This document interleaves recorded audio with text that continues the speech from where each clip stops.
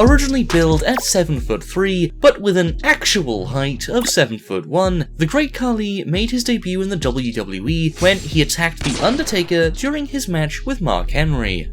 He then made his in-ring debut when he defeated Funaki. This was no wrestling match. This was literal murder. Oh no! Oh man! Just end it already.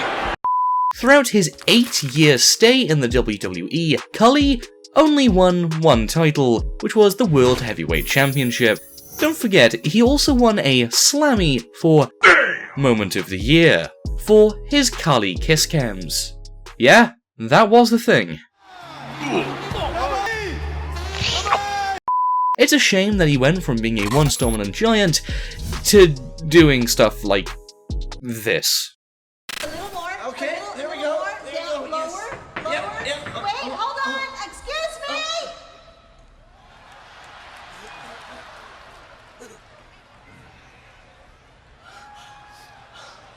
I thought this was supposed to be a family show.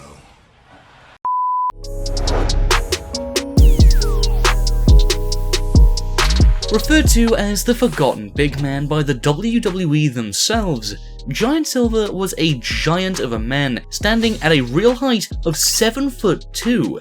He wrestled for the WWF in 1997, and was the resident muscle of the stable, the Oddities. The Brazilian Giant only had a short tenure in the WWF, mostly competing on the losing end of tag team and handicap matches. After his brief stint in the WWF, Giant Silva would go on to transition into MMA, as well as wrestle for New Japan Pro Wrestling, which even saw him clash with the Great Khali. I'm sure Vince McMahon was watching that match and loving every second of it. It probably went a little something like this.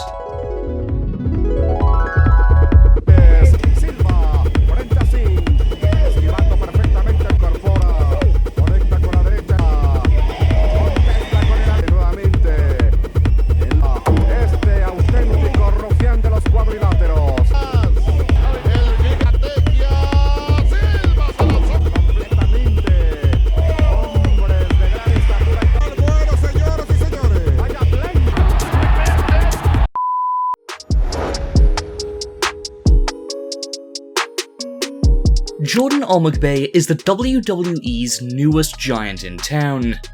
Standing at an impressive 7'3" tall, which is his real height by the way, this makes him the third tallest competitor in WWE history. But a lot of you may have not heard of Jordan, and that's because he's been training at the WWE Performance Center. Jordan made his in-ring debut at an NXT house show last month, where he squashed 3.0 in a 2-on-1 handicap match.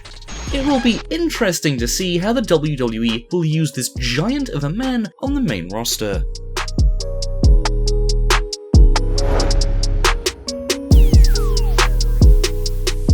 The most famous giant to ever compete in the squared circle was that of Andre the Giant.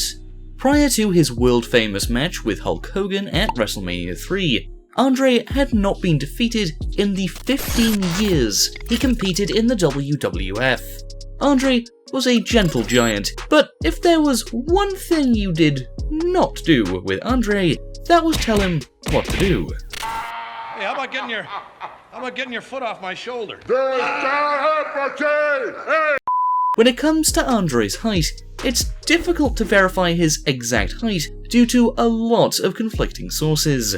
His official website lists him at 7'4", but other sources claim he was just over 7 foot tall, especially comparing him next to the 7'1" Wilt Chamberlain. It's quite possible that he was 7'4" in his peak, but bad posture as well as the effects of acromegaly took a toll on his health as well as his height.